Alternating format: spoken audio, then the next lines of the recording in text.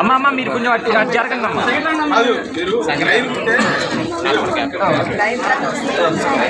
అందరికీ వస్తాయి లైన్ వచ్చి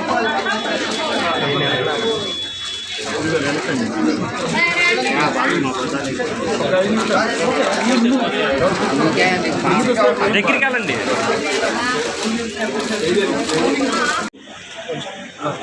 నిన్న మొన్నప్పుడు ఉత్తరాంధ్ర అదేవిధంగా గోదావరి జిల్లాలు ఇబ్బందికరమైనటువంటి పరిస్థితిని వర్షాల కారణంగా వరదల కారణంగా ఎదుర్కొన్నటువంటి విషయం మనందరికీ తెలుసు. ప్రత్యేకించి విజయవాడలో గత 10 రోజులుగా నేటికి కూడా కొన్ని ప్రాంతాలు అంటే నీరు తగ్గినా కూడా ఇంకా నీరు నిలిచి ఉన్నటువంటి ప్రాంతాలు సైతం ఉన్నాయి.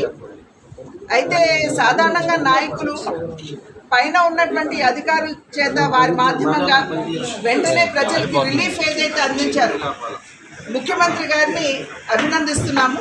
ఎందుకంటే వరద వచ్చిన వెంటనే వారు స్పందించి ఇంటికి కూడా వెళ్లకుండా వారు అక్కడ నిలబడి ఏదైతే ఈ పునరావాస కార్యక్రమాలు ప్రజలకు అందవలసినటువంటి రిలీఫ్ ఏదైతే ఉందో దాని మీద దృష్టి పెడుతూ ఎప్పటికప్పుడు పరిస్థితిని సమీక్షించుకుంటూ ఈ యొక్క ఫ్లడ్ సిచ్యువేషన్ ఏదైతే ఉందో ఈ వరదని చాలా సమర్థవంతంగా అక్కడ ఉన్నటువంటి ప్రజలకి రిలీఫ్ అందించడం జరిగింది. కనుక వారిని హృదయపూర్వకంగా భారతీయ జనతా పార్టీ తరఫున నా తరఫున కూడా నేను వారిని అభినందిస్తున్నాను.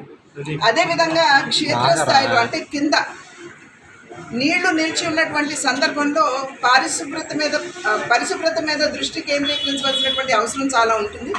ఎందుకంటే ఈ నీరంతా వెళ్ళిపోయిన తర్వాత ఎక్కువగా ఏదైతే ఈ యొక్క ఇన్ఫెక్షన్స్ అంటురోగాలు అని చెప్పి మనం భావిస్తామో అవి ప్రబలేటువంటి ఒక అవకాశం ఉంటుంది. కనుక కింద కనుక పరిశుభ్రత మీద దృష్టి పెట్టకపోయినట్లయితే ప్రజలు ఇబ్బందికర పరిస్థితుల్ని ఆరోగ్యపరంగా ఎదుర్కొనేటువంటి అవకాశం ఉంటుంది.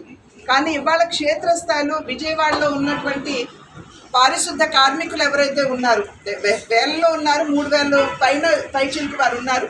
ప్రతి ఒక్కరూ కూడా కిందకి దిగి క్షేత్రస్థాయిలో వాళ్ళ విజయవాడని పరిశుభ్రం చేసినటువంటి సందర్భంలోనే అంటు రోగాలు కూడా ప్రబలకుండా ఇవాళ ఒక జాగ్రత్త తీసుకున్నటువంటి ఒక పరిస్థితిని మనం అందరం కూడా చూస్తున్నాం.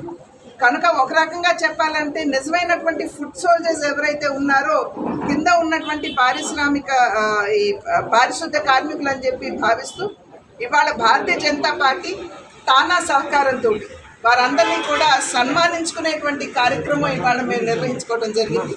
మరి ఒక్కసారి పారిశుద్ధ కార్మికులందరికీ పేరున చేతులు జోడించి ధన్యవాదాలు తెలియజేస్తూ మేము ఖచ్చితంగా వారికి అండగా నిలబడతామని చెప్పి మేము తెలియజేస్తాం.